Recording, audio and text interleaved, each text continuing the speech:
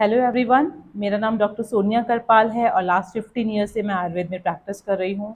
आज हम जानेंगे बच्चों की कोल्ड एंड कफ प्रॉब्लम के बारे में, जो कि एक बहुत ही कॉमन प्रॉब्लम है। एक न्यू बॉर्न से लेके एवरी चाइल्ड एंड जब तक अराउंड 12 ईयर्स तक के बच्चों में बहुत कॉमन है, बिकॉज उनका इम्यूनिटी लो रहता है, बहुत ससेप्टिव होते हैं वो किसी भी इन्फेक्शंस के।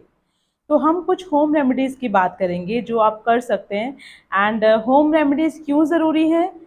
बिकॉज हम सब जानते हैं कि एंटीबायोटिक्स अगर हम इनिशियली देते हैं तो उसके बहुत सीवियर साइड इफ़ेक्ट्स आते हैं रिकरेंस के।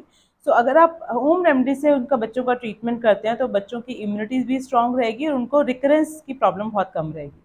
तो जो होम रेमेडीज़ आप घर पे कर सकते हो, सबसे पहली चीज़, बच्चे को स्टीम देना बहुत बहुत बहुत ज़्यादा ज़रूरी है।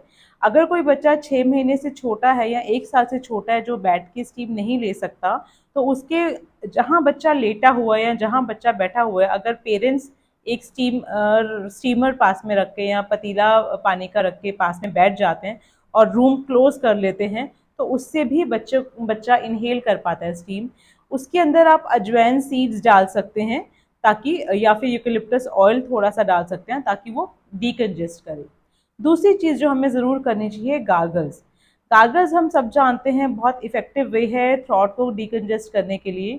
तो अभी हम जो सॉल्ट गार्गल यूज़ करते हैं, अगर हम उसमें थोड़ा सा टर्मरिक ऐड कर लें तो एंटी इन्फ्लेमेटरी भी हो जाता है एंड इन्फेक्शन को कम करता है, और सूजन जो गले में हो जाती है जिसकी वजह से फीवर आ जाता है उसको भी कम करेगा।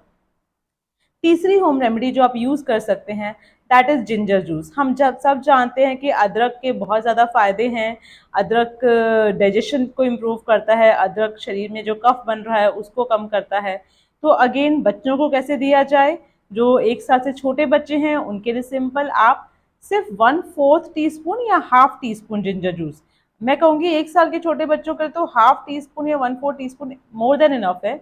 दिन में अगर आप 2 बार भी देंगे तो बहुत बेनिफिशियल रहेगा। उसमें आप हनी ऐड कीजिए एंड हनी आप अच्छी क्वालिटी का लीजिए, कुछ अच्छी आयुर्वेदिक कंपनीज का लीजिए। शुगर बेस्ड हनी बहुत है मार्केट में, तो उनको आपको चेक करना ज़रूरी है कि कौन से अच्छी प्योर हनी है।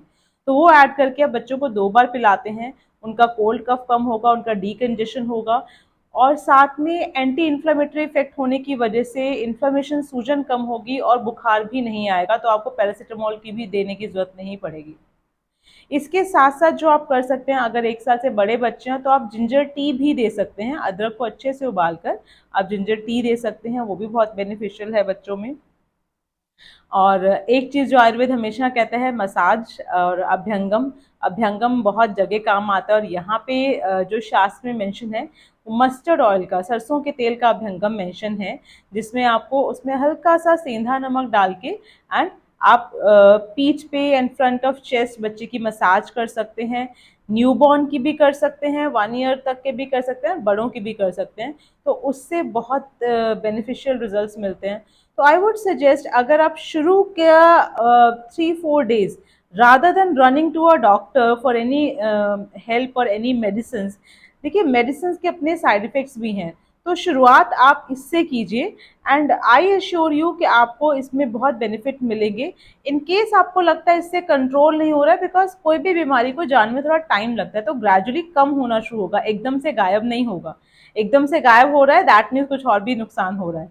तो इसको शुरू के 2 दिन 3 दिन आप ये कीजिए, इससे रिजल्ट नहीं आता है, then you think of Ayurvedic treatment first. Ayurveda में बहुत अच्छी मेडिसिन हैं जिसको क्योर कर सकती हैं, rather than going for any synthetic treatment.